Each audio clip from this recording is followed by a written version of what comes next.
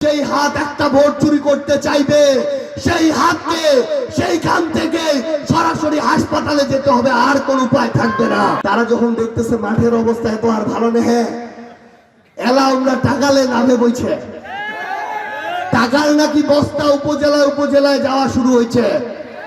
আমরা প্রশাসনকে স্পষ্ট করে বলতে চাই, এই পঞ্চগড়ের প্রশাসন, আপনাদের যদি মেরুদণ্ড থাকে, গার্ডস থাকে, তাহলে সকল দলের সাথে একটি সমান আচরণের মধ্য দিয়ে সুষ্ঠু নির্বাচন নিশ্চিত করুন।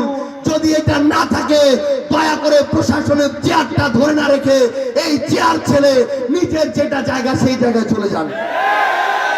পঞ্চগড়ে কেউ যদি নির্বাচনকে পেশি শক্তির প্রভাব দেখিয়ে, কালো টাকার প্রভাব দেখিয়ে বিন্দুমাত্র প্রভাবিত করতে চায়, আর প্রশাসন যদি সেখানে ব্যর্থ হয়, আমরা বিপ্লবী জনতা বলে দিচ্ছি, আমরা অভ্যুত্থানের জনতা বলে দিচ্ছি, আগামীর এই নির্বাচনে কোন ধরনের কালপ্রিটকে আমরা বিন্দুমাত্র ছাড় দিব না।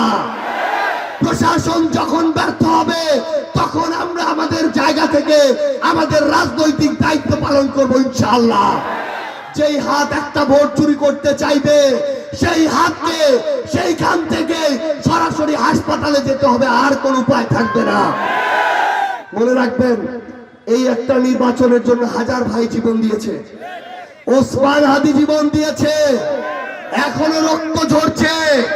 কেউ যদি একটা ভোট চুরি করতে চায়, সবাই মাথায় রাখবেন, আমাদের রক্ত আর জীবনের উপর দিয়ে যেন সেই ভোট চুরি করতে হয়।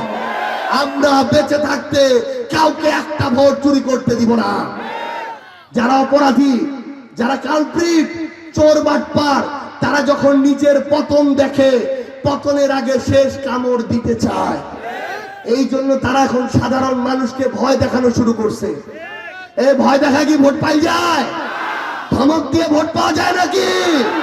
মানুষকে ভয় ভীতি হুমকি ধামকি দিয়ে ভোট পাওয়া যায়? যায় না।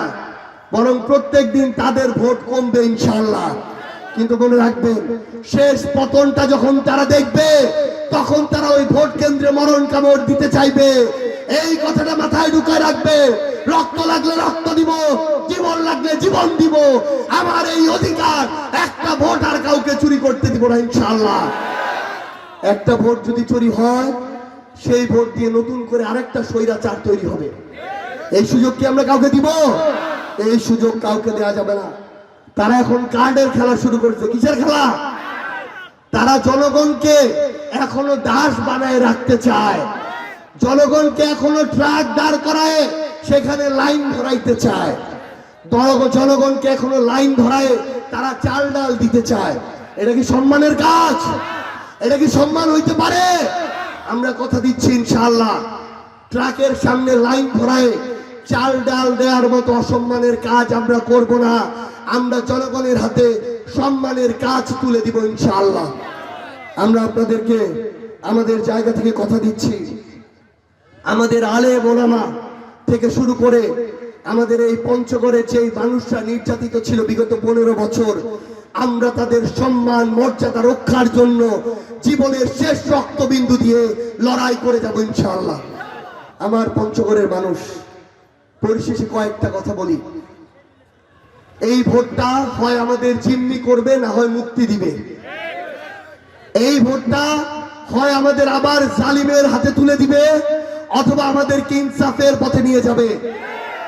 এই ভোটটা হয় আমাদেরকে নতুন এক স্বৈরাচারের হাতে তুলে দিবে, অথবা সম্মান নিয়ে বাঁচার অধিকার দিবে। আর মাত্র কয়েকটা দিন আছে। আপনাদের প্রত্যেককে এক একজন ইকবাল হোসেন হইতে হবে, প্রত্যেককে এক একজন সার্জিস আলম হইতে হবে, প্রত্যেককে এক একজন মামুনুল হক হইতে হবে, প্রত্যেককে এক একজন ডাক্তার শফিকুর রহমান হইতে হবে।